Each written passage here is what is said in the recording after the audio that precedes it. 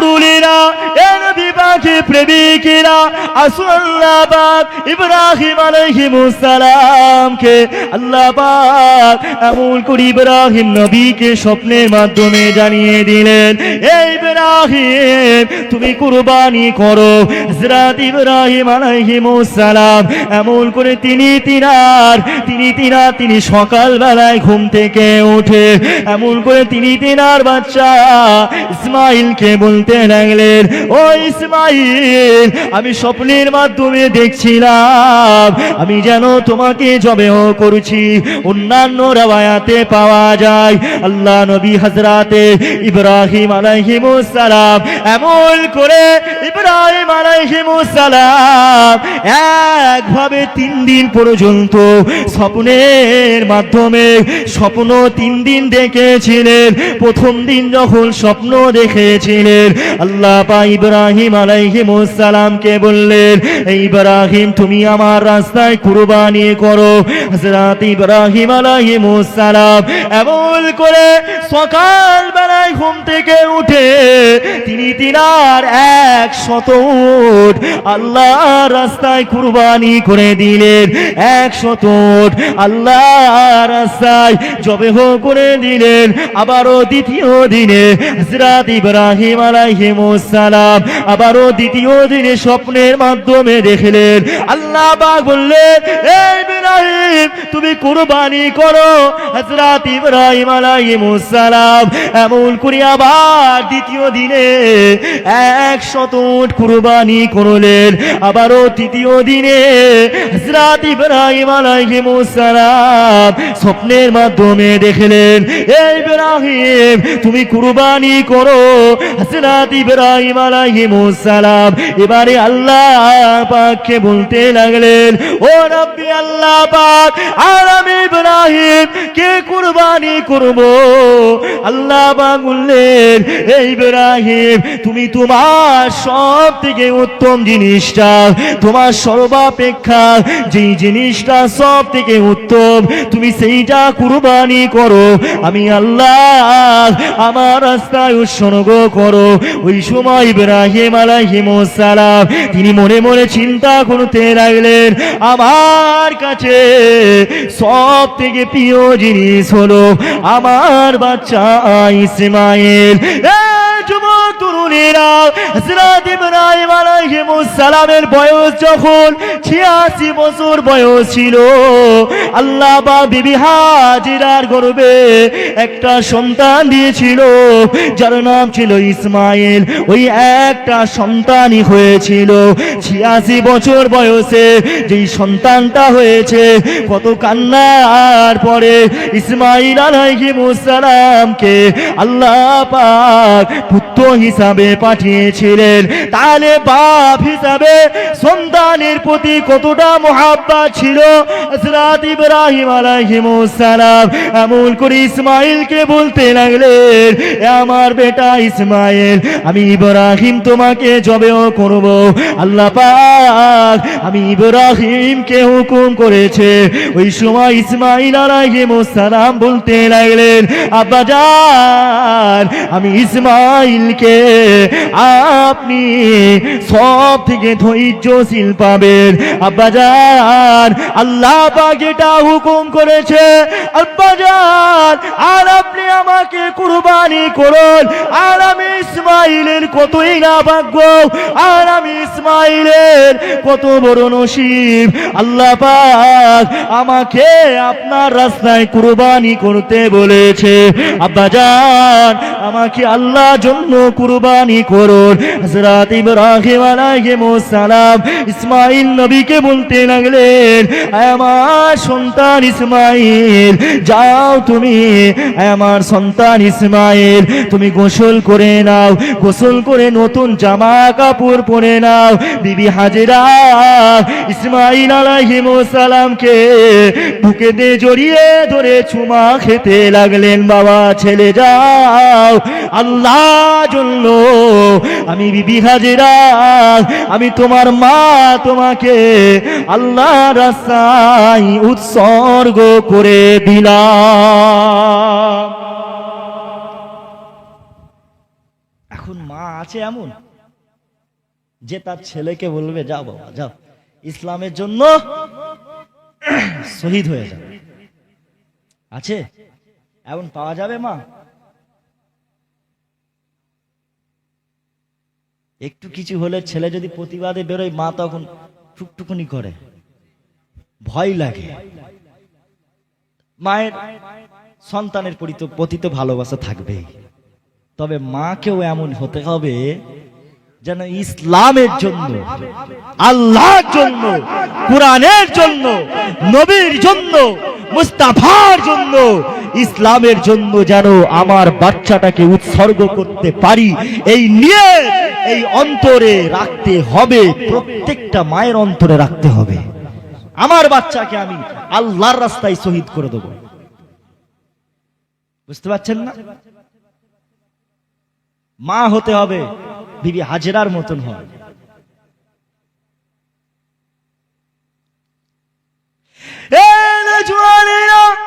আমার রাসূলুল্লাহ দিওয়ানারা আর আমল করে হযরত ইসমাঈল আলাইহিস সালাম কে, হযরত ইসমাঈল আলাইহিস সালাম আমল করে তিনি তলোয়ার নিয়ে চলতে লাগলেন।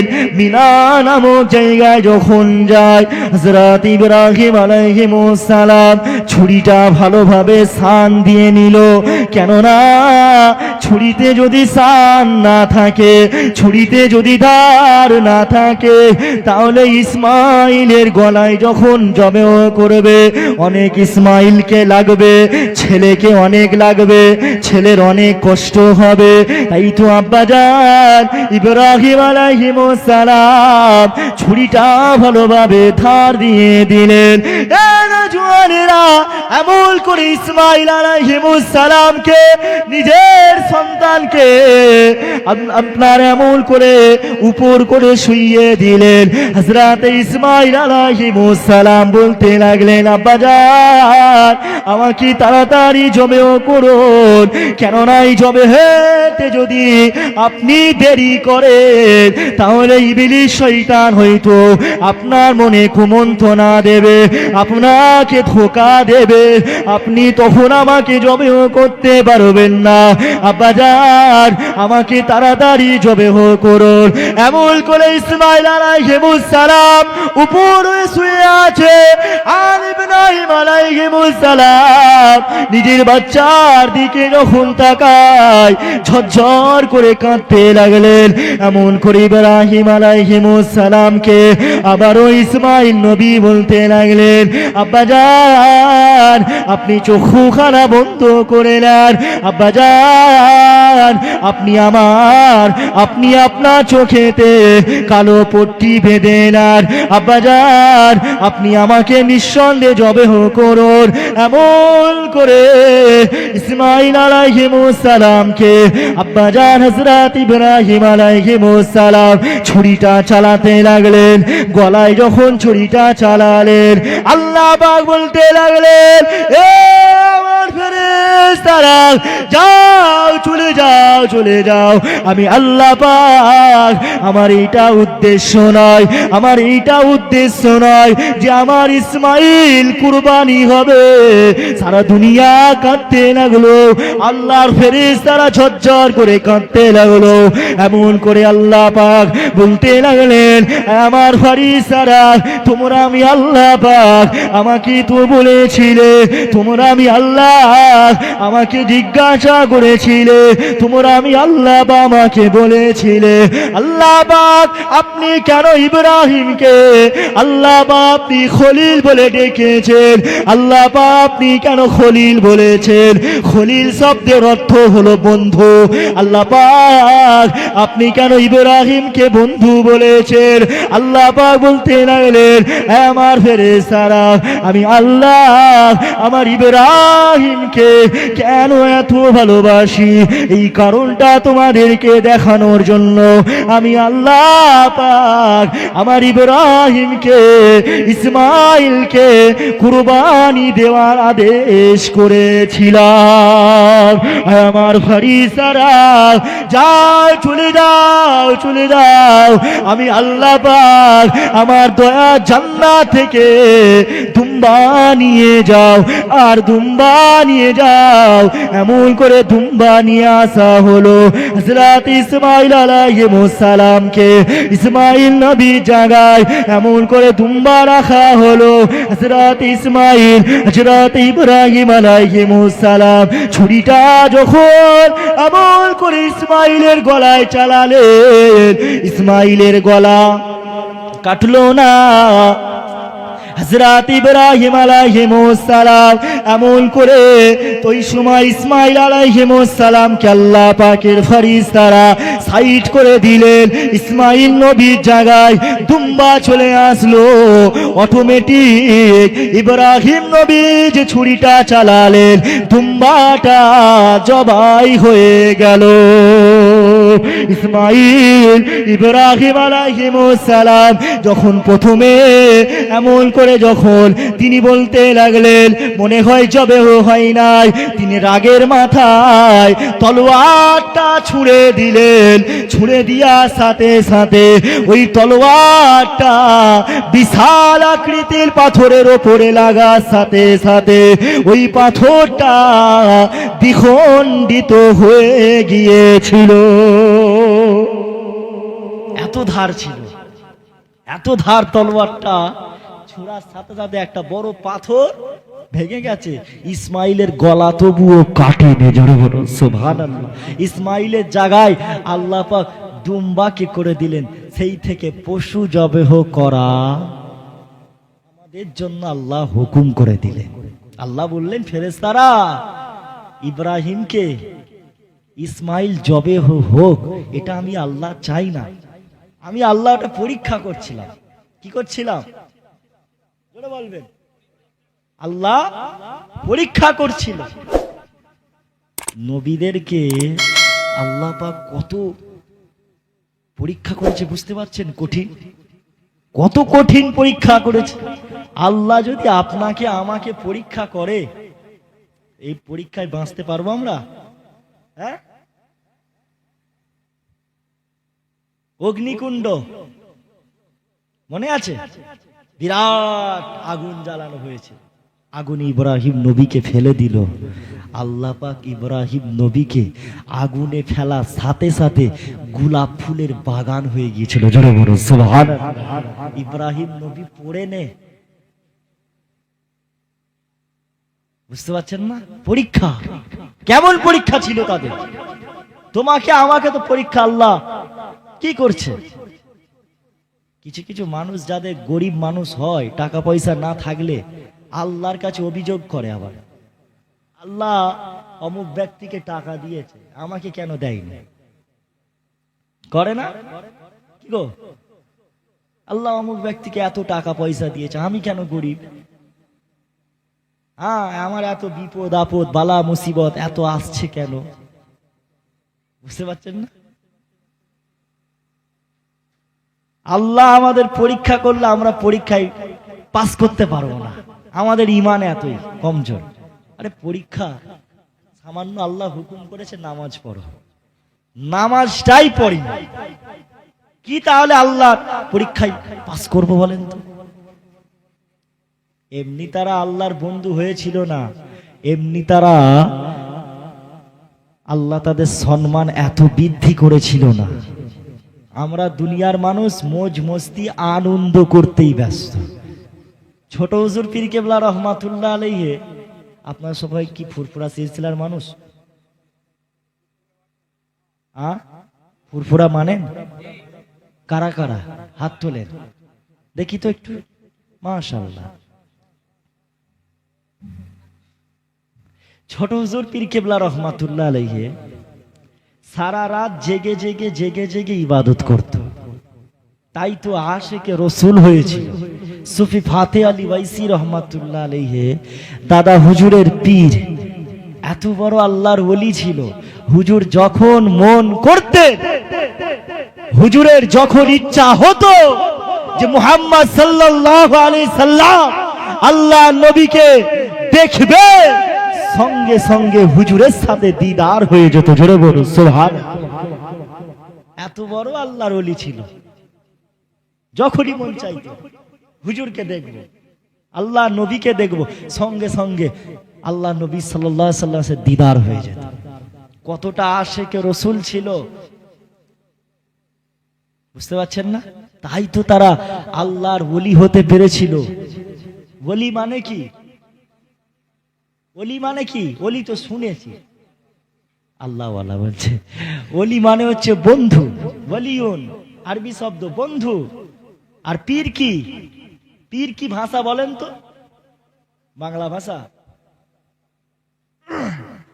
ফার্সি ভাষা। কি ভাষা? ফার্সি ভাষা। অভিভাবক। পীর মানে কি? অভিভাবক। পীর আপনাকে অবশ্যই মানতে হবে, পীর অবশ্যই মানতে হবে, ইমাম অবশ্যই আপনাকে মানতে হবে। এখনকার কিছু কিছু মানুষ আছে এলাকায় বেরিয়ে দেখবেন বুকে হাত বেঁধে নামাজ পড়ে আর বলে ইমাম আজম আবু হানিফা হুজুরকে মানা যাবে না, ইমাম সাফি হুজুরকে মানা যাবে না, ইমাম আবু হানিফা ভুল করেছে। নাউজুবিল্লাহ বলবেন না? ইমাম আবু হানিফা হুজুর আল্লাহ রাসূল সাল্লাল্লাহু আলাইহি সাল্লামের পরে যদি সব থেকে দুনিয়ার জমিনে, পৃথিবীর জমিনে কারো ভক্ত, কারো অনুসারী যদি হয়, সেটা হলো ইমামে আজম আবু হানিফা হুজুরের অনুসারী। জোরে বলুন সুবহানাল্লাহ। সব থেকে বেশি সেই ইমাম আজম আবু হানিফা হুজুরের ভুল ধরছে। কারা ধরছে না? বাংলা কিতাব পড়া, দু চারটে বক্তার ওয়াজ শুনলো, কোন বক্তা বললো এটা ঠিক ওটা ভুল, ফুরফুরার বিরুদ্ধে বললো, দেওবন্দীদের বিরুদ্ধে বললো, সব খারাপ। আর এই ফুরফুরাওয়ালারা দাদা হুজুর পীর কেবলা রহমাতুল্লাহ আলাইহি বাংলার জমিনে এসে মানুষ নামাজ কিভাবে পড়তে হয় সেগুলো জানতো না, রোজা রাখতে হবে সেগুলো জানতো না। মানুষ তখন আপনার ছোট ছোট দরগা করে সেখানে দুধ ঢেলে পুজো মতনও করত, লুঙ্গির বদলে মানুষ ধুতি পরত, টুপি কেমন করে পড়তে হবে জানতো না। দাদা হুজুর এইগুলো শিখিয়েছে। এখন দাদা হুজুর খারাপ হয়ে গেছে, বুঝতে পারছেন না?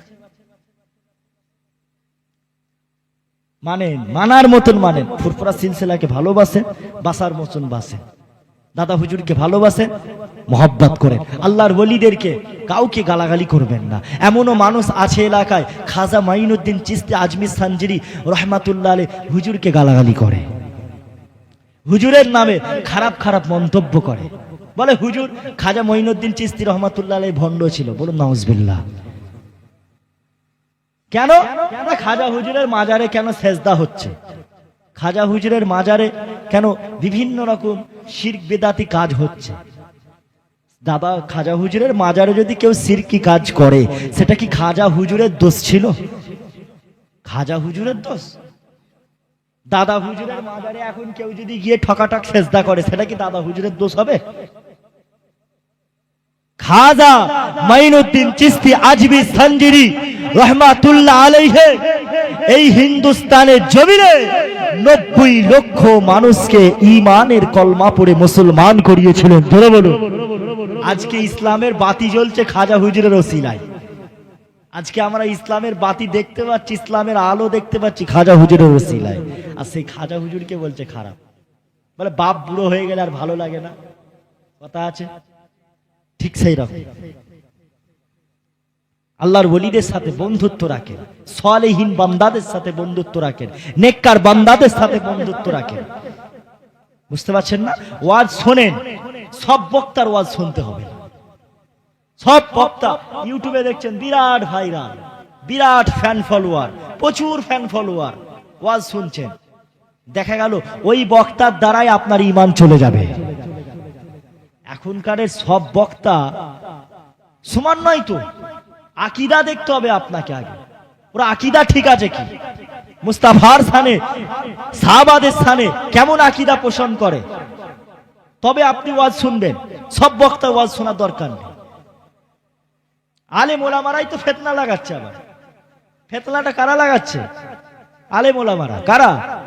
বক্তারা।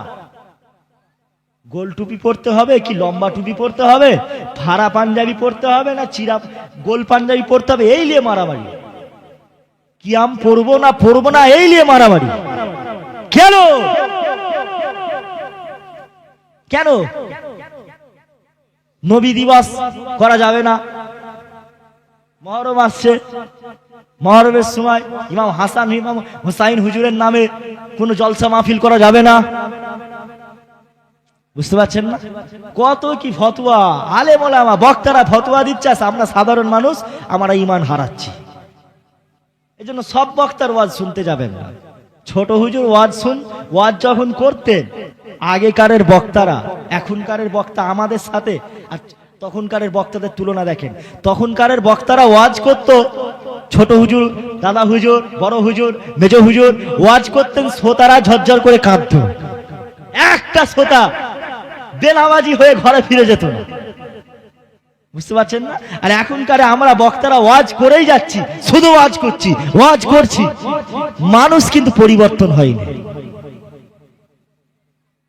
বুঝতে পারছেন না? মানুষ পরিবর্তন হয়নি। আবার কিছু কিছু মানুষ আছে আবার আমাদেরও দোষ দেয় যে বক্তারা এত ওয়াজ করছে, তারপরেও কেন মানুষ আমরা পরিবর্তন হয়নি? তারপরেও কেন? এই গ্রামের নাম কি 10 বাগা গ্রামে 2 কাতার নামাজি ছিল, সেই 2 কাতার নামাজি কেন আছে এখনো? 3 কাতার কেন হলো না? বলে বক্তাদের দোষ। আচ্ছা, কোন মানুষ যদি নামাজ না পড়ে সেটা আমাদের দোষ? জোরে বলেন। বলার দরকার বলবো, মানার দরকার আপনারা মানবেন, না মানলে আমার কোনো যায় আসে না। কমিটিরও কোনো দোষ নাই। লাইটিং করবে, প্যান্ডেল করবে, বক্তাদের এত টাকা করে দিয়ে খরচ করে, অনেক মানুষ আছে জলসা দিয়ে কি হবে? আচ্ছা, এই জলসার জায়গায় যদি ফাংশন দিত কেমন লাগতো? জলসার জায়গায় যদি ধামাকা দিত কেমন হতো?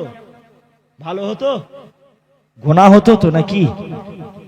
এলাকায় মুসিবত, বালা মুসিবত আরো আসতো, আরো বেড়ে যেত। কিন্তু একটা ভালো কাজ করেছেন, দ্বীন ইসলামের কথা শুনছেন, মানার প্রশ্ন পড়ে, মানবেন কি না মানবেন সেটা আপনার ব্যক্তিগত ব্যাপার।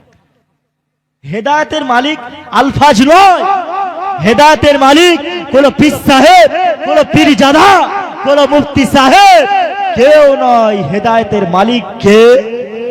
আল্লাহ। আর পরিবর্তন হওয়ার মালিক কে? কারা? আমরা। আল্লাহ নয়, আমরা। পরিবর্তন আমরা হব। আমরা যদি মনে করি, আমি আলফাজ যদি মনে করি কাল থেকে আর মদ খাবো না, আমার হাতে কি কেউ মদের বোতল ধরাতে পারবে? জোরে বলে। আমি যদি মনে করি কাল থেকে আর বন্ধন লোন খাবো না, কারণ ওটা হারাম, আর রাসূলুল্লাহ সাল্লাল্লাহু আলাইহি সাল্লাম বলেছে যে ব্যক্তি হারাম খায় আল্লাহ পাক তার কোনো ইবাদত কবুল করে না। তুমি 10 টাকা দান করেছো, ওই 10 টাকা দানটা তোমার বিফল হয়ে গেছে। কেন? ওটা তোমার হারামের পয়সা, আর হারামের পয়সা কখনো আল্লাহ কবুল করে না। বুঝতে পারছেন না? হারামের পয়সা একমাত্র আমাদের মাযহাবের মতে জায়েজ আছে, সেটা কোথায় খরচ করতে পারবেন?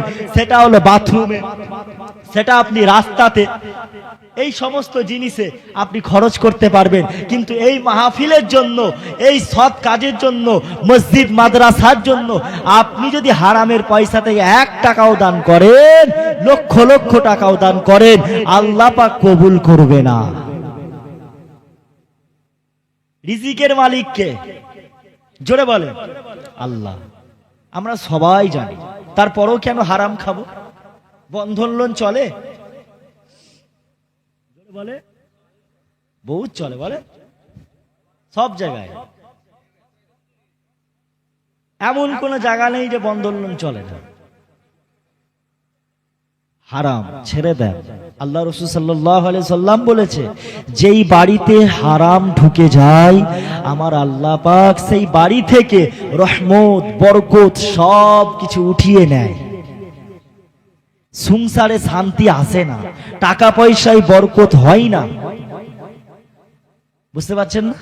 টাকা পয়সায় বরকত হবে না, ওই স্বামী স্ত্রী শুধু কিলাকিলি হবে। স্বামী স্ত্রী খালি কিলাকিলি হবে, ঝামেলা হবে, ঝগড়া হবে, শান্তি থাকবে না। লাখ টাকা রোজগার করবেন, লক্ষ লক্ষ টাকা রোজগার করবেন, সংসারে শান্তি নেই। বুঝতে পারছেন না? এখন তো আছে এলাকায় বউকে ধরে মারে, হ্যাঁ, বউ মারে, বউ ধরে মারে। কেমন জামানা আসলো!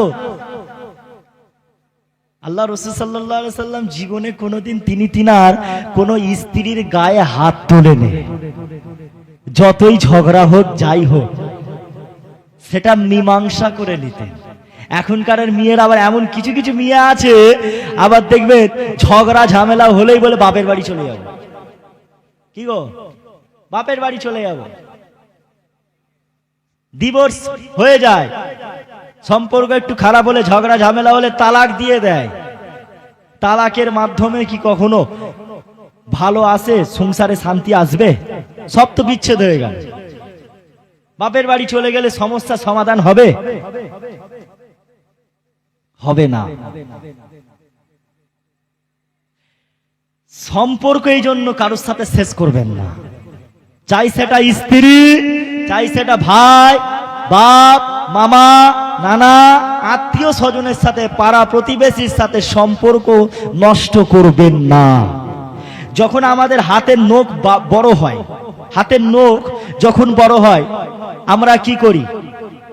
নখ কাটি নাকি আঙুলটা কেটে ফেলি? কি বলেন? নখ কাটি, আঙুল কাটি না। ঠিক তেমন সম্পর্কের মাঝে যদি কোনো সমস্যা হয়, ঝগড়া হয়, সেটা সমাধান করবেন, সম্পর্ক শেষ করবেন না। বুঝতে পারছেন না? স্ত্রীকে ভালোবাসবেন, স্ত্রীকে, প্রত্যেকটা মহিলাদেরকে বলবো স্বামীকে ভালোবাসুন, ইজ্জত দেন। আর প্রত্যেকটা স্ত্রীদের, স্বামীদেরকেও বলবো আপনারা আপনাদের বউকে ভালোবাসুন, স্ত্রীকে মোহাব্বত করুন। কারণ আল্লাহ রাসূল সাল্লাল্লাহু আলাইহি সাল্লাম বলেছে, কুঁড়ে ঘরে থেকেও জান্নাতের সুখ অনুভব করা যায় যদি স্বামী স্ত্রীর মাঝে মিল, মোহাব্বত, ভালোবাসা থাকে।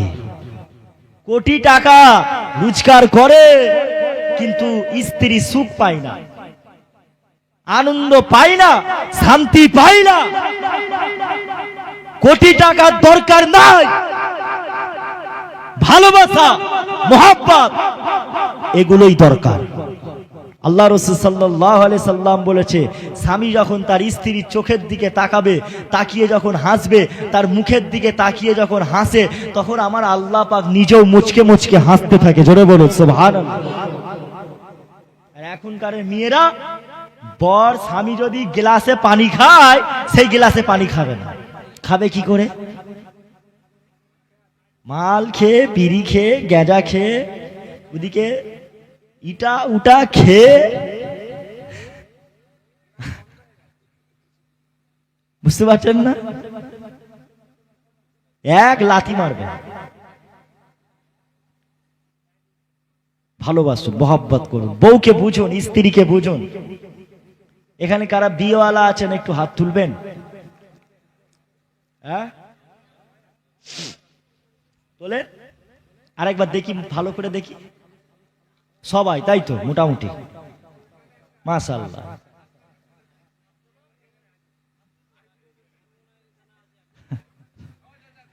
ঠিক আছে, ঠিক আছে, ঠিক আছে।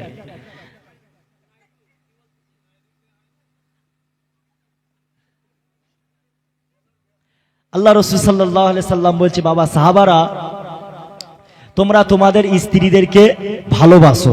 কারণ যে ব্যক্তি স্ত্রী, যে ব্যক্তি, প্রত্যেকটা স্ত্রীকে বলছি শোনেন, স্বামী যদি আপনার স্বামীকে অখুশি রেখে যদি আপনার স্বামী যদি মারা যায়, ওই স্ত্রীটা কখনো জান্নাত পাবে না। এটা হুজুর বলেছে। কোন স্বামীকে যদি কেউ অখুশি করে, সেই স্বামী যদি মারা যায়, সেই স্ত্রী কখনো জান্নাত পাবে না। বুঝতে পারছেন না? তাই স্ত্রীদেরকে ভালোবাসবেন, আর যাদের বিয়ে হয়নি বিয়ে করে নেবেন। আর আমিও বিয়ে করব ইনশাআল্লাহ, শুধু আমি তো বললে হবে না, আমিও করব, সময় হলে করব। যাক, আর এলাকায় যে সমস্ত প্রত্যেকটা মেয়েদেরকে বলবো পর্দার সাথে থাকবেন। কি করবেন? পর্দা। এখন সব থেকে বড় একটা পয়েন্ট হয়ে গেছে, মেয়েরা পর্দা করে না। বুঝতে পারছেন না? আল্লাহ নবী সাল্লাল্লাহু আলাইহি সাল্লাম সাহাবা হুজুরদের বলতে লাগলেন, এ বাবা সাহাবারা, আমার সাহাবারা শুনে রাখো, আমি রাসূলুল্লাহ জানিয়ে দিলাম, যেই মহিলাটা পর্দা করে না, যেই মহিলাটা মাথায় কাপড় দেয় না, যেই মহিলাটা মাথার চুলটা খুলে বেড়ায়, মাথায় কাপড় দেয় না, ওই মহিলাটা যখন মারা যাবে, ওই মহিলাটার প্রত্যেকটা চুল, এক একটা চুল বিষাক্ত সাপে পরিণত হয়ে যাবে। এ যুবকেরা, আপনারা তরুণেরা, আর ওই সাপগুলো ওই মহিলার মাথায় দংশন করবে, ওই মহিলার মাথায় কামড়াবে। তাহলে আমরা কেউ চাই না আমাদের বাড়ির মহিলাগুলো, আমাদের মা, আমাদের সন্তানেরা, আমার বোন, আমার দাদি, আমার মা, আমার নানি, আমার চাচি, এমন করে তারা যখন মারা যাবে, তাদের কবরে প্রত্যেকটা চুল বিষাক্ত সাপ হয়ে যাক, এটা আমরা কেউ চাই না। তাই আপনাকে পর্দা করতে হবে, আপনাকে পর্দা করতে হবে। মহিলাদেরকে বলবো পর্দার সাথে থাকুন, কেননা আল্লাহ পাক জানিয়েছে পর্দা করা ফরজ, পর্দা করা ফরজ। যে ব্যক্তি বেপরদায় থাকবে, বেপরদায় থাকা অবস্থায় মারা যায়, আল্লাহ পাক ওই মহিলাকে কখনো জান্নাত দেবে না। এই যুবকেরা, আপনারা তরুণেরা, আপনাদেরকেও বলে দিয়ে যাব, আপনাদের বাড়ির মহিলাদেরকেও শিক্ষা দেন, পর্দা করার হুকুম করেন, পর্দা করার কথা বলেন। কেননা আপনি দুনিয়া জমিনে যতই নামাজ পড়ুন না কেন, আপনি দুনিয়া জমিনে যতই রোজা রাখুন না কেন, আপনি যতই হজ করেন না কেন, আপনার বাড়ির মহিলাগুলো যদি পর্দা না করে, তাহলে ওই মহিলার জন্য আপনাকেও কিয়ামতের ময়দানে আল্লাহ দরবারে জবাব দিতে হবে। আপনাকেও জবাব দিতে হবে, আপনি কেন আপনার মেয়েটাকে শিক্ষা দেননি? তুমি নামাজ পড়ছো আর তোমার মেয়ে গিয়ে টিকটক ভিডিও করছে।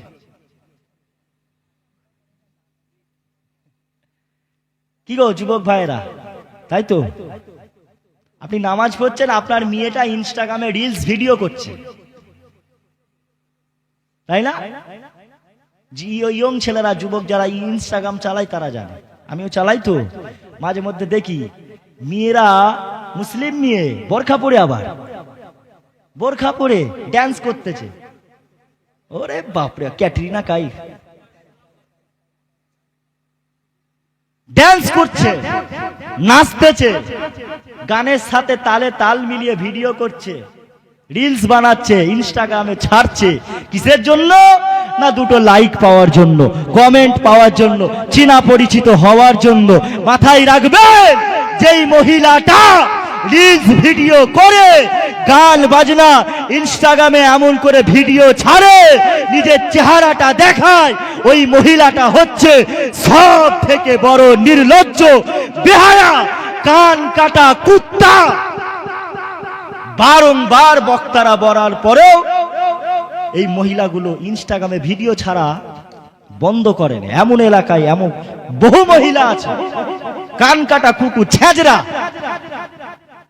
বক্তারা বলে যাচ্ছে বারবার, তারপরেও শোনে না, ভিডিও করছে। ও কি ভালো লাগছে, আমাকে বিশাল ভালো লাগছে জানো। বুঝতে পারছেন না? কুত্তার লেজ যেমন সোজা হয় না, কিছু মেয়েরও এমন আছে, সোজা হবে না, সেই ভিডিও করবে, সেই ছাড়বে আবার। হ্যাঁ, মেয়েদের দিকে খেয়াল রাখুন। যুবক ভাইদের বলবো, বোনেদের দিকে খেয়াল রাখো, তোমার বোনটা কি করছে,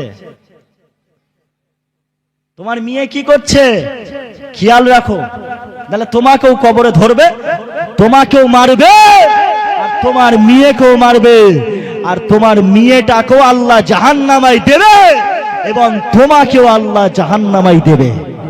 তোমাকেও আল্লাহ ছাড়বে না, তোমার মেয়ের জন্য তোমাকেও জাহান্নামায় যেতে হবে। বুঝতে পারছেন না? লক্ষ্য রাখবে। মহিলাদেরকে বলবো ভিডিও করা ছেড়ে দেন। এখন প্রত্যেকটা গ্রামেই চলছে, প্রত্যেকটা এলাকায় টিকটক স্টার বেরিয়ে গেছে, সব টিকটক করে ছাড়ছে। কিছু কিছু মেয়েরা টিকটক করে ছাড়ে, তাদের দেখেও আবার কিছু কিছু ভালো মেয়েরাও খারাপ হয়ে যাচ্ছে। সেও বলতে চাইছে আমিও একটু ফিল্টার টিল্টার লাগিয়ে ছাড়ি না, খুব ভালো লাগবে, দুজন দেখবে। বুঝতে পারছেন না? এই গ্রামে নেই তো, নেই, হয়তো আপনি জানেন না, টুকি নাকি আছে, ভেতরে ভেতরে আছে, জানেন না। সব জায়গায়, কোন গ্রামে বলছেন? সব জায়গায়। ছেড়ে দেন, পর্দা করুন, পর্দা করুন। আল্লাহ রাসূল সাল্লাল্লাহু আলাইহি সাল্লাম পর্দা করতে বলেছে। আম্মা জান আয়েশা সিদ্দিকা রাদিয়াল্লাহু তাআলা আনহা, তিনি এতটাই পর্দাশীল ছিলেন যে তিনার চেহারাটাও কোনোদিন কোনো সাহাবা পর্যন্ত দেখতে পেত না। শুধু সাহাবা নয়, নিজের আব্বা যখন বাড়িতে আসতো, আম্মা জান আয়েশা হুজুরের বাড়ি আসতো, নিজের আব্বার কাছেও পর্দা করে রাখতো। জোরে বলুন সুবহানাল্লাহ। নিজের আব্বার কাছেও মুখটা দেখাতো না, এত পর্দা করত। সেই পর্দায় থেকে আম্মাজান আয়েশা সিদ্দিকা রাদিয়াল্লাহু তাআলা আনহা হুজুর, তিনি যুদ্ধের ময়দানে গিয়ে যুদ্ধ পরিচালনা করেছিলেন। জোরে বলুন সুবহানাল্লাহ।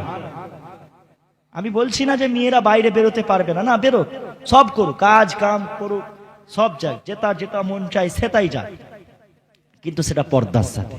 এখন বরখাও হয়ে গেছে, সব টাইট ফিটিং বরখা, সব কিছু বোঝা যাবে। তো সব যখন বুঝাই যাবে তো বরকা পড়লি কেন? স্টাইল সব বরকার এদিকে হয়ে গেছে মাশাআল্লাহ, মাশাআল্লাহ লেখা আছে, বরকা একদম টাইট ফিট বরকা পড়েছে, সব কিছু বোঝা যাচ্ছে। ফেরেশতারা বলে আসো কবরে, খালি এসো, তারপরে সব ঠ্যাং খুলে লোব। বুঝতে পারছেন না?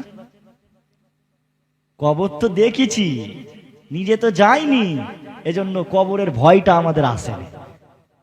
মাটি দিতে দেখেছি, মাটি দিয়েছি, মাটি মানুষকে দিয়েছি, কিন্তু এখনো তো নিজে মরিনি, তাই এখনো আমরা কবর কি জিনিস, কবর কি জায়গা, সে জায়গাটা বুঝতে পারছি না। বুঝতে পারছেন? আল্লাহ নবী সাল্লাল্লাহু আলাইহি সাল্লাম সাহাবা হুজুরকে বলতে লাগলেন, বাবা সাহাবারা, কবর হলো অনেক, কবর এমন একটা জায়গা, যেই জায়গায় মানুষ মারা যাওয়ার পরে এমন করে কবরে আপনাকে সবাই রেখে চলে আসবে, সবাই মাটি দিয়ে চলে আসবে, কেউ আপনার পাশে থাকবে না।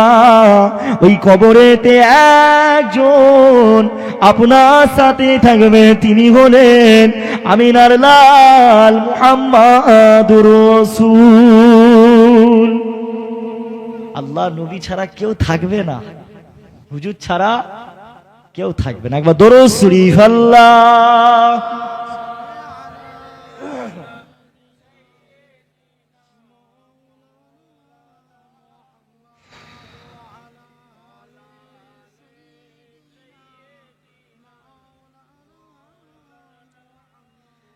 আল্লাহুম্মা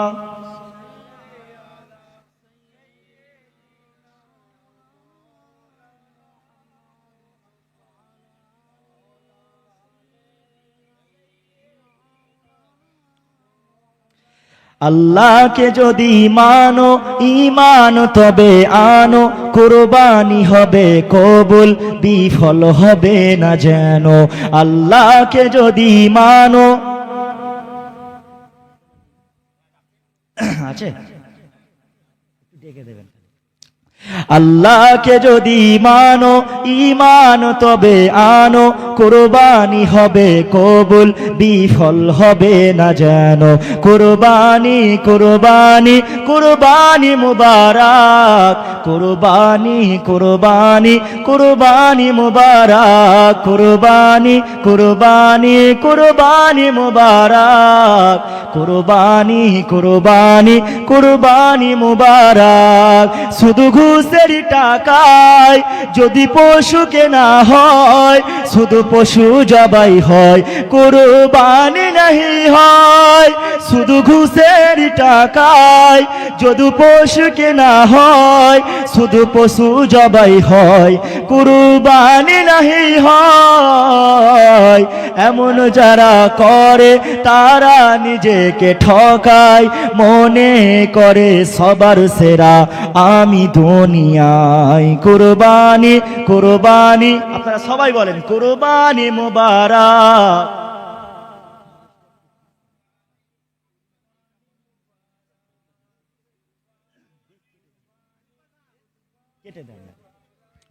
কুরবানি কুরবানি কুরবানি মুবারক, কুরবানি কুরবানি কুরবানি মুবারক। গরু ছাগল দুম্বা ওট যেই পশু হোক না ভাই, হালাল টাকায় কিনে তোমায় করতে হয় জবাই। গরু ছাগল দুম্বা ওট যেই পশু হোক না ভাই, হালাল টাকায় কিনে তোমায় করতে হয় জবাই। ভালোবেসে সেই পশুকে যত্ন নিও ভাই, ভালোবেসে সেই পশুকে যত্ন নিও ভাই। তার কুরবানিতে চোখে যেন পানি এসে যায়। কুরবানি কুরবানি কুরবানি মুবারক, সবাই বলে কুরবানি কুরবানি কুরবানি মুবারক, কুরবানি কুরবানি কুরবানি মুবারক। তিন ভাগে ভাগ করো, কারো কম বেশি না হয়, আত্মীয় প্রতিবেশী মিসকিনও যেন পায়। তিন ভাগে ভাগ করো, কারো কম বেশি না হয়, আত্মীয় প্রতিবেশী মিসকিনও যেন পায়। আলফাজ বলে নিজের কথা দাও ছেড়ে তুমি, আলফাজ বলে নিজের কথা দাও ছেড়ে তুমি। পরীক্ষা যে পাশ করে সেই হবে দামি। কুরবানি কুরবানি কুরবানি মুবারক, কুরবানি কুরবানি কুরবানি মুবারক, কুরবানি কুরবানি কুরবানি মুবারক, কুরবানি কুরবানি কুরবানি আল্লাহকে যদি মানো ঈমান তবে আনো, কুরবানি হবে কবুল, বিফল হবে না যেন। আল্লাহকে যদি মানো ঈমান তবে আনো, কুরবানি হবে কবুল, বিফল হবে না যেন। কুরবানি কুরবানি কুরবানি মুবারক, কুরবানি কুরবানি কুরবানি মুবারক। প্রথম কলিটা আরেকবার বলি নাকি? শুধু ঘুষের টাকায় যদি পশু কেনা হয়, পশু শুধু পশু জবাই হয়, কুরবানি নাহি হয়। বুঝতে পারছেন না? শুধু ঘুষের টাকায় যদি পশু কেনা হয়, শুধু পশু জবাই হয়, কুরবানি নাহি হয়। এমন যারা করে তারা নিজেকে ঠকায়, মনে করে সবার সেরা আমি দুনিয়ায়। কুরবানি কুরবানি কুরবানি মুবারক, কুরবানি কুরবানি কুরবানি মুবারক। আল্লাহুম্মা সাল্লি আলা সাইয়্যিদিনা মাওলানা মুহাম্মদ ওয়ালা আলে সাইয়্যিদিনা মাওলানা মুহাম্মদ। যদি নাত লিখিতে লিখিতে চোখে ঘুম চলে আসে, তুমি ঘুম পাড়িয়ে দিও রাসূল শিওরে সে তুমি ঘুম পাড়িয়ে দিও রসুল স্বপনে সে যদি নাত গাইতে গাইতে চোখে ঘুম চলে আসে তুমি ঘুম পাড়িয়ে দিও রসুল শিওরে সে তুমি ঘুম পাড়িয়ে দিও রসুল স্বপনে সে আমি শব্দ গাথি গানে তোমার ভাবনায় কত সুর মেখে যে তারে মনের মতো সাজাই যদি মনেরই মতন গাথা মনের মতো না হয় মনের মতো সাজিয়ে দিও হে রাসূল আমায় যদি নাত লিখিতে লিখিতে চোখে ঘুম চলে আসে তুমি ঘুম পাড়িয়ে দিও রসুল স্বপনে সে তুমি ঘুম পাড়িয়ে দিও রসুল কাছেতে সে আল্লাহুম্মা সাল্লি আলা সৈয়দিনা মৌলানা মুহাম্মদ ওলালে সৈয়দিনা মৌলানা মুহাম্মদ আমাদের ছিল এক সোনালী অতীত দু একটা গজল গাইলে অসুবিধা নেই তো তারপরে আবার শুরু করো যেহেতু গভীর রাত এখন দেখেন 10টার সময় 12টার সময় ওয়াজ করা তেমন কিছু ব্যাপার নয় কিন্তু রাত 2টো 2:30টা 3টের সময় ওয়াজ করা বক্তার প্রতি খুব চাপ পড়ে যায় বুঝতে পারছেন না মানুষকে ঘুম ধরে গেলে তখন কমিটির লোকেরা গালাগালি করবে আমাকে বুঝতে পারছেন না এমন হয় তো যাক আমাদের ছিল এক সোনালী অতীত নাড়িয়ে দিতাম সব জালিমের ভিত আমাদের ছিল এক সোনালী অতীত নাড়িয়ে দিতাম সব জালিমের ভিত আইন ছিল ওসদ ইনসাফেরি জুলুম রুখে দিতে হতো না দেরি আমাদের সে অতীত হারিয়ে গেছে মাজলুম তাই আজ কেঁদে মরে হারিয়েছি যা তাকে পাবো ফিরে তুমি না জাগিলে তাকে কে ফেরাবে ইয়া সাবাব ইস্তাইকিজ ইয়া সাবাব ইস্তাইকিজ হে যুবক জেগে ওঠো হে যুবক জেগে ওঠো তুমি কি শুনলে খালিদের কথা সালাউদ্দিনের শতবীর গাথা যুগে যুগে তারা ছিল উম্মার তাতা তবে কেন আজ মন শোকাতুর ব্যথা সিরিয়া কাশ্মীর আরাকান ওই ঘুরে ডাকছে তোমারই ভাই মেটাবে জুলুম চিরতরে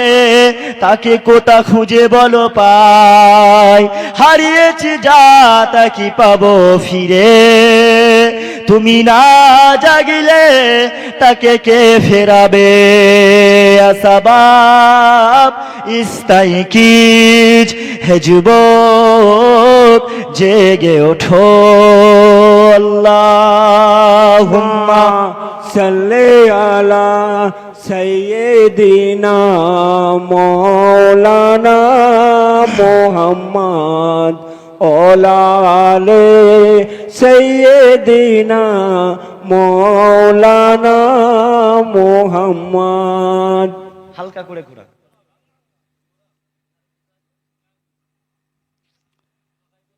মুসলমান হ্যাঁ ঠিক আছে আমাদেরকে কি করতে হবে জাগতে হবে বুঝতে পারছেন না মুসলমান আমরা পুরো ঘুমিয়ে গেছি তাই তো নরেন্দ্র মোদী আমাদের উপরে এত অত্যাচার জুলুম করছে সারা বিশ্বের মধ্যে সব থেকে বড় এখন ক্রিমিনাল মনে করি নরেন্দ্র মোদীকে, আর ইসরায়েলের নেতানিয়াহু।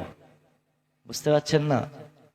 মুসলমানকে পুরো শেষ করে দেবে ভারতবর্ষ থেকে মোদির প্ল্যান।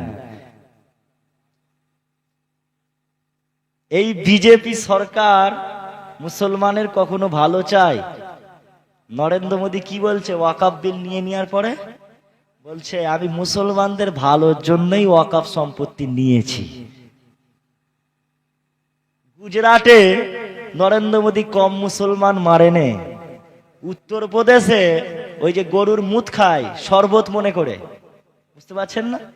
আর গোবরকে কেক মনে করে খায়, গরুর গোবরকে আর গরুর পেশাবকে শরবত মনে করে খায় টাকলা যোগী।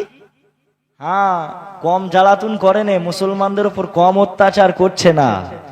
আর আগামী দিনেও এমন পরিস্থিতি আসছে যে ভারত আমাদের পশ্চিম বাংলার বুকেতেও মুসলমানদের ওপর অত্যাচার হবে। এমনি আমরা মুসলমান মার খাচ্ছি, আমাদের কিছু নেই। বুঝতে পারছেন না? দেখতে পাওনি ওই শুভেন্দু অধিকারী, তার কাটাগুলো আছে সব শুধু হই হই করছে, হিন্দু হিন্দু হিন্দু হিন্দু মুসলিম করে করেই শেষ। ভারতবর্ষের রাজনীতি এখন শুধু হিন্দু আর মুসলিম। ওই তো কি নাম বলেন না, কদিন আগেই বললো, জানেন বক্তব্য দেখছি। হ্যাঁ, অর্জুন সিং নাম শুনেছেন? বিজেপির নেতা কি বলেছিল? হ্যাঁ, এটা কি বলছে শুনেছেন? মুসলমানদের টাইট করার জন্য সব থেকে ইজি, কোনো বোম বারুদ চালাতে হবে না, কোনো অস্ত্র দরকার পড়বে না। এদেরকে পাঞ্চার বরাবর এদের দোকান থেকে না, পাঞ্চার বরাবর মানে কি? সাইকেল দোকান। সব থেকে বেশি হিন্দুরাই সাইকেল দোকান আছে আবার, বুঝতে পারছেন না? আরে মুসলমান সাইকেল দোকান করে না, মুসলমান করেছে ভারতবর্ষের জন্য মিসাইল, যেটা আজও ভারতবর্ষে চলছে। আবুল কালাম আজাদ মুসলমান, দিল্লির লাল কেল্লা যেটা টাকাতে আছে, টাকার মধ্যে আছে লাল কেল্লা, কে করেছে? মুসলমান। তাজমহল কে করেছে? মুসলমান।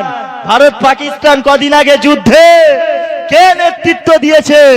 অপারেশন সিঁদুরের সোফিয়া কুরেশি কে ছিল? মুসলমান। মুসলমানদেরকে বলছে ভাতে মারবো, তারপর কি বলছে শোনে? দোকান থেকে মাংস কিনবেন না, এদের দোকান থেকে মাংস কিনবেন না।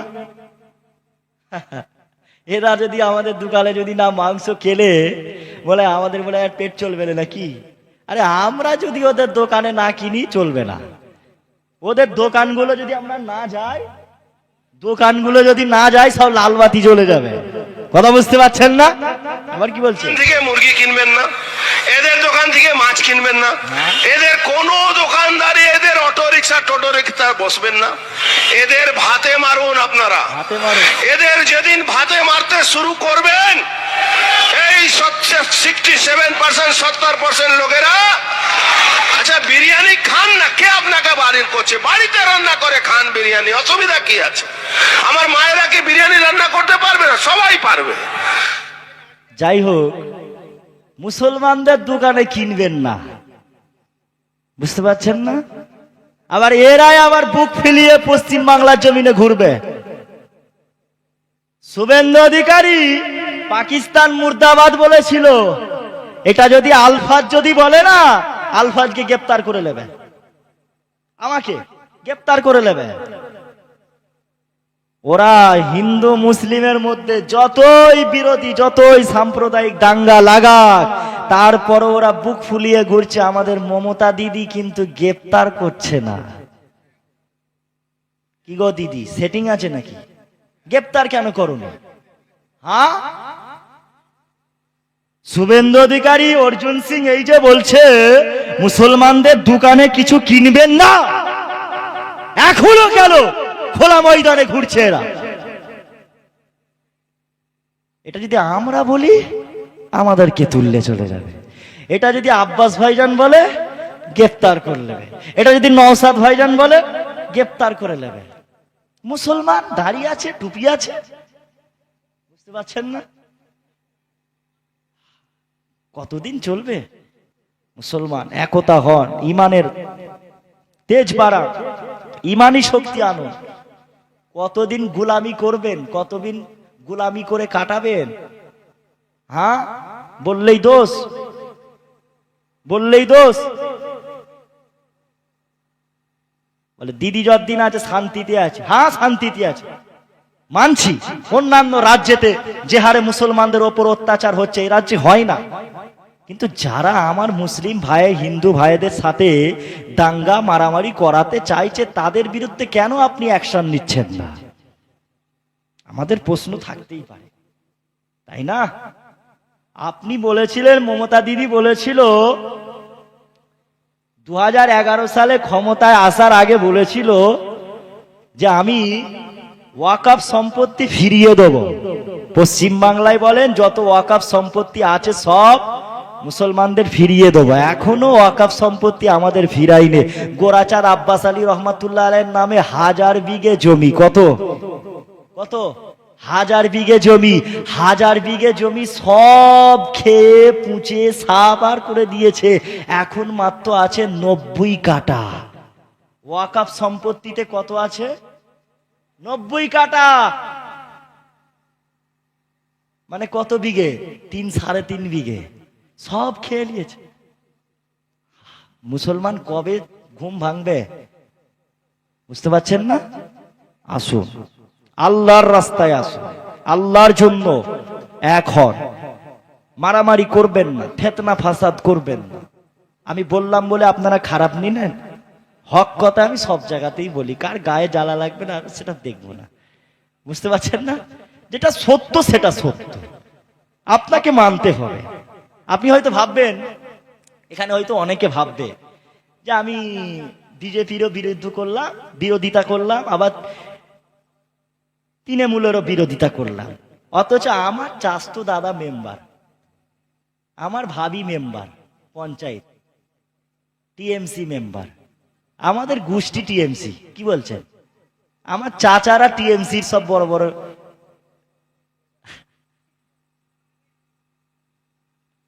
ওসব চলবে না, সব সত্য কথা বলতে। বুঝতে পারছেন না? সব সত্য কথা বলতে হবে, তাতে যা যা হয় হবে। যাক, একটাই কথা বলবো, ইসলামের জন্য এক হন, নিজের ঈমান মজবুত করেন। সাহাবারা যেমন ইসলামের জন্য, দিন শরিয়াতকে বাঁচানোর জন্য, নামাজকে বাঁচানোর জন্য, মসজিদ মাদ্রাসাকে বাঁচানোর জন্য যারা লড়াই করছে তাদের পাশে থাকুন। যারা লড়াই করছে তাদের পাশে থাকুন। তা না দিদি ডাইরেক্ট কি বললো, এখানে ওয়াকফ সম্পত্তির বিরুদ্ধে প্রতিবাদ যে করবে আমি সব থেকে বড় শত্রু হব। তোমরা দিল্লি গিয়ে প্রতিবাদ করো। ওই জন্য আপনাদেরকেও বলে দিয়ে যাব, 26-এর ইলেকশনে যখন ভোট চাইতে আসবে বলবেন দিল্লি গিয়ে ভোট চাও, এখানে নয়। বুঝতে পারছেন না? যাক, আল্লাহ নবী সাহাবা হুজুররা এই মসজিদ মাদ্রাসার জন্য বা কোনো কিচ্ছু দেখেন। মসজিদ মাদ্রাসাকে বাঁচাতে হবে, নামাজকে বাঁচাতে হবে, আমার ঈমান আমার ইসলামকে বাঁচাতে হবে, নিজের জান কুরবান করে দিয়েছে। আর তুমি আমি মুসলমান সেই ইসলামকে নিয়ে ছেলেকে আলামো করছি, তুমি আমি মুসলমান সেই ইসলামকে নিয়ে ছিনিমিনি করছি। তাদের রক্ত ঝরা ইসলাম আমরা মাটিতে পুঁতে দিচ্ছি। বুঝতে পারছেন না? সাহাবারা যারা ইসলামের জন্য শহীদ হয়েছে, মাথায় রাখবেন তারা মরে নাই, তারা কি জীবিত। কারণ আল্লাহ পাক তো বলেছে। এখানে কেউ হাফেজ আছেন? আমাকে কি আয়াতটা মনে করে দিতে পারবেন? যে আয়াতে আল্লাহ পাক বলছে যে তোমরা শহীদদেরকে মৃত বলো না। পড়া হয় না মৌলানা? না, আচ্ছা, আমার এই মুহূর্তে মনে পড়ছে না। আল্লাহ পাক রব্বুল আলামিন বলছে যারা আমি আল্লাহ আমার রাস্তায় শহীদ হয় তাদেরকে তোমরা মৃত বলো না, বরং তারা জীবিত। বুঝতে পারছেন না? তারা মৃত নয়। যারা ফিলিস্তিনে যারা শহীদ হয়েছে ওরা কি মৃত? ওরা মৃত না, ওরা কি জীবিত। মরার পরও আমরা দুনিয়ার মানুষ দেখছি নিঃশ্বাস বন্ধ হয়ে গেছে, মারা গেছে। না, মারা যায়নি, ওরা জীবিত। আল্লাহ বলছে ওরা জীবিত। বুঝতে পারছেন না? ফিলিস্তিনের মুসলমান কত নির্যাতন হলো, ইসলামের জন্য, বাইতুল মুকাদ্দাসের জন্য তারা শহীদ হয়েছে। কার জন্য? বাইতুল মুকাদ্দাসকে বাঁচাবার জন্য শহীদ হয়েছে। ছোট ছোট বাচ্চা ছেলেরা শহীদ হয়েছে, সবাই জান্নাতি হয়ে গেছে। আর নবী পাক সাল্লাল্লাহু আলাইহি সাল্লাম বলছে, এক একটা শহীদ তার পরিবার থেকে 70 জনকে জান্নাতে নিয়ে যাওয়ার জন্য আল্লাহর দরবারে সুপারিশ করবে। জোরে বলুন সুবহানাল্লাহ। আল্লাহ পাক সুপারিশ কবুল করে ওই 70 জনকে আল্লাহ পাক জান্নাতি করে দেবে। জোরে বলুন সুবহানাল্লাহ, সুবহানাল্লাহ। 70 জন করে। মুসলমান ঘরে ছেলে মেয়েরা, আব্বারা, তরুণীরা, জোয়ানিরা, আমার রাসূলুল্লাহ দিওয়ানারা, আসিন বাবিরা, আমার উপরে রাগ করবেন না, আমার উপরে রাগ করবেন না। আসুন যতক্ষণ থাকবো ঈমান ও আমলের কথা বলবো। ঈমান আমলকে মজবুত করুন। দুনিয়ার মানুষ আমাদেরকে, এমন একটা সময় আসছে আমরা এখন মার খাচ্ছি, আমরা এখন অত্যাচারিত, আগামী দিনে হয়তো আরো অত্যাচার বেড়ে যাবে। তাই নিজের ঈমানকে মজবুত করুন, ইসলামের জন্য শহীদ হওয়ার তামান্না রাখুন। এ যুবকে, আপনারা, তরুণেরা, আল্লাহ নবী সাল্লাল্লাহু আলাইহি সাল্লাম সাহাবা হুজুরদের যখন বলতেন, বাবা সাহাবারা ইসলামের জন্য শহীদ হয়ে যাও, সাহাবা হুজুরেরা ইসলামের জন্য তারা কেউ আপনা থাকতেন না, বিবি বাল বাচ্চার ময়া ছেড়ে ইসলামের জন্য তারা শহীদ হয়ে যেত। তাদের রক্ত যারা ইসলাম আপনি আমি কতটা ভালোভাবে পাচ্ছি। আল্লাহ নবী যখন নামাজ পড়তো, সাহাবা হুজুরেরা যখন নামাজ পড়তে দাঁড়াতেন, আমার রাসূলুল্লাহ আল্লাহ নবী যখন নামাজে দাঁড়াতেন, আবু জেল, উতবা, সাইবা আমল করে মক্কার কাফির বেদিনেরা আল্লাহ নবীর উপরে উটের নারী ভুঁড়ি চাপিয়ে দিত। সাহাবারা নামাজ পড়ছে, কারো হাত কেটে দিচ্ছে, সাহাবারা নামাজ পড়ছে, কারো পা কেটে দিচ্ছে, তবুও সাহাবা হুজুরেরা নামাজ ছাড়তেন না। বুঝতে পারছেন? আচ্ছা, একটা প্রশ্ন করি। ইমাম হুসাইন রাদিয়াল্লাহু তাআলা আনহু হুজুর যে শহীদ হয়েছিলেন, আপনাদের কি মনে হয় ইমাম হুসাইন হুজুরকে শহীদ করার মতন কারোর ক্ষমতা ছিল? কেন বলেন তো? ইমাম হুসাইন রাদিয়াল্লাহু তাআলা আনহু যুদ্ধের ময়দানে, কারবালার ময়দানে যুদ্ধ করেছিল না। আমি বলছি, কি বললাম?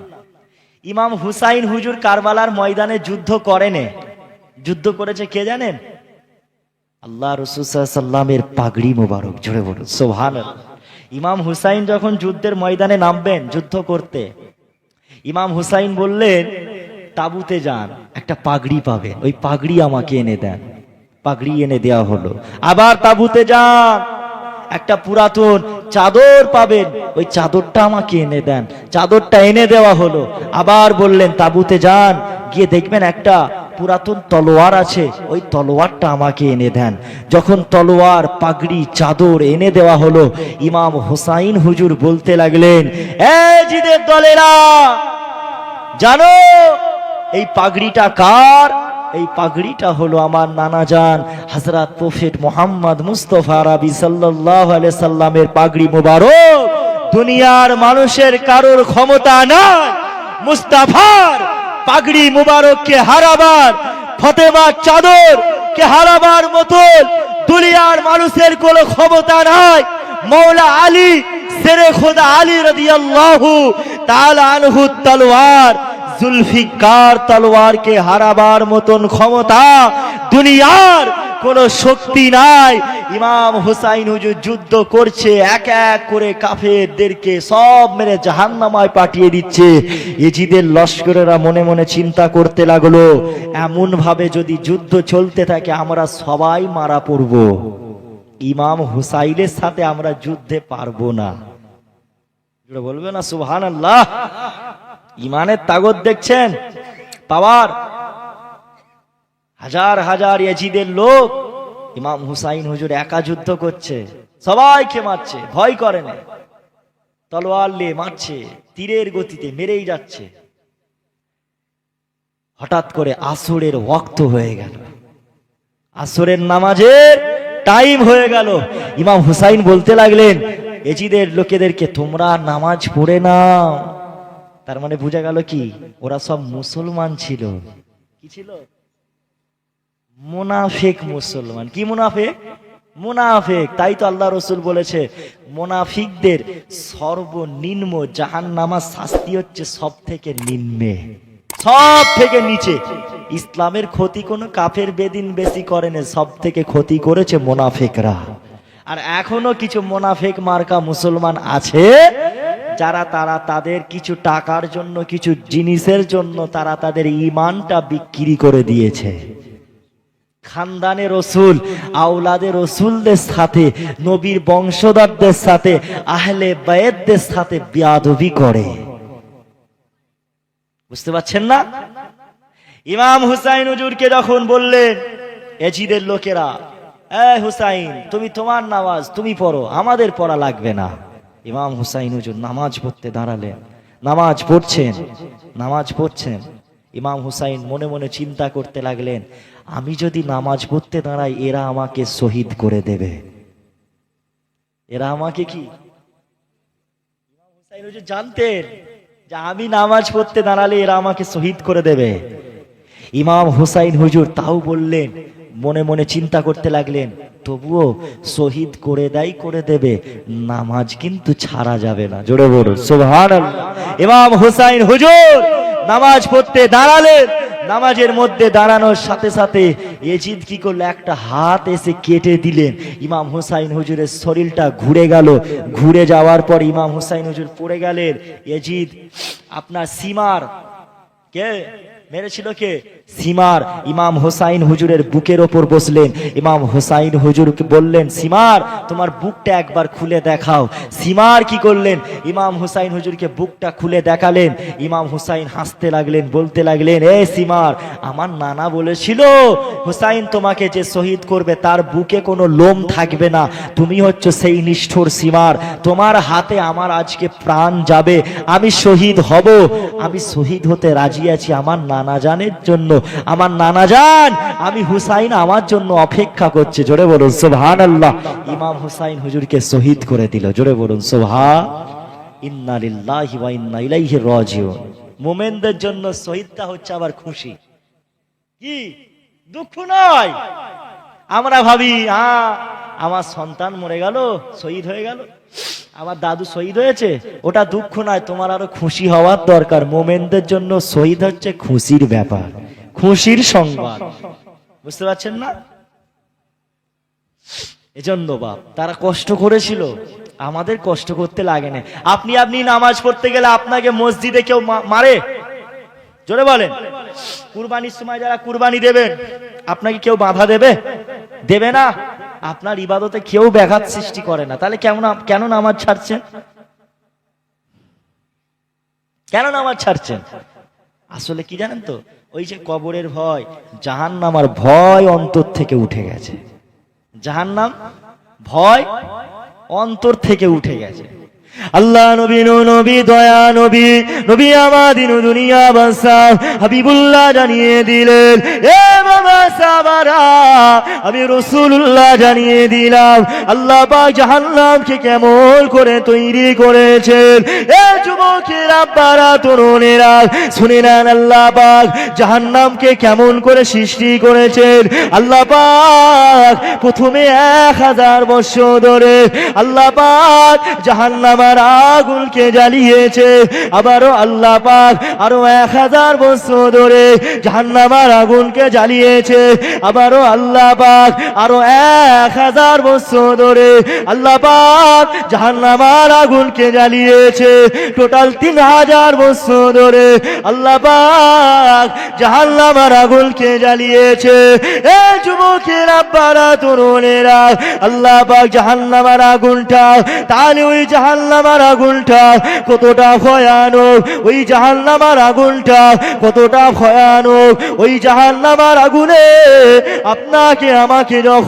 আপনাকে আমাকে যদি ওই জাহান্নামের আগুনে ফেলে দেওয়া হয় ওই জাহান্নামের আগুনে ফেলে দেওয়া হয় আমরা ওই জাহান্নামায় থাকতে পারবো না আমরা ওই জাহান্নামের আগুন আমরা সহ্য করতে পারবো না এ যুবকেরা আপনারা তরুণেরা ওই জাহান্নামের আগুনে যখন মানুষকে ফেলা হবে জাহান্নামীরা অঝর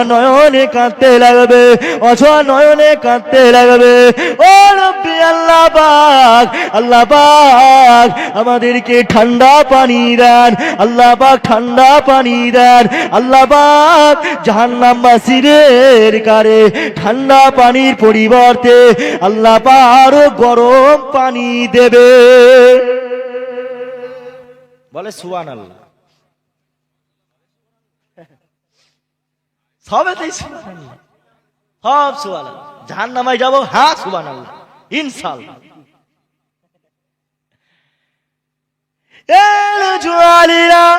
এমন করে জাহান্নামবাসীদের কানে আল্লাহ পাক যখন জাহান্নামায় ফেলবে জাহান্নামীরা এমন করে কাঁদতে লাগবে ও রাব্বি আল্লাহ আমরা জাহান্নামের আযাব আল্লাহ পাক আমরা সহ্য করতে পারছি না আল্লাহ পাক আমাদেরকে জাহান্নাম থেকে বার করুন আল্লাহ পাক বলবে ওরে আমার বান্দা বান্দীরা রে তোমরা আমি আল্লাহ পাক আমার হুকুমগুলো ছেড়েছিলে বান্দা আমি আল্লাহ পাক আমার ইবাদত বন্দেগী করো নাই আল্লাহ পাক জাহান্নামীদের কারে আরো উত্তপ্ত গরম পানি দেবে যে পানিটা খেলে পরে জাহান্নামীদের শরীরটা গলে যাবে আবারও জাহান্নামীরা কাঁদতে লাগবে ও রাব্বি আল্লাহ ঠান্ডা পানি দেন আল্লাহ পাক ঠান্ডা পানি পরিবর্তে আল্লাহ পাক পুষ দেবে আল্লাহ নবী নূর নবী দয়া নবী আমার দিন দুনিয়ার বাদশা হাবিবুল্লাহ আল্লাহ নবী সাহাবা হুজুর দে বললেন বাবা সাহাবারা শুনে রাখো লাউ আন্না দানওয়ান মিনাল ওয়াসাকি হুরাকু আলা দুনিয়া লানাতানা হালা দুনিয়া জাহান্নামীদের কারে যেই পুঁজটা খাওয়ানো হবে ওই পুঁজটা যদি দুনিয়ার কোন মানুষকে ওই পুঁজ যদি খাওয়ানো হয় ওই পুঁজের গন্ধটা সারা পৃথিবীর মানুষ ওই পুঁজের গন্ধ পেয়ে যাবে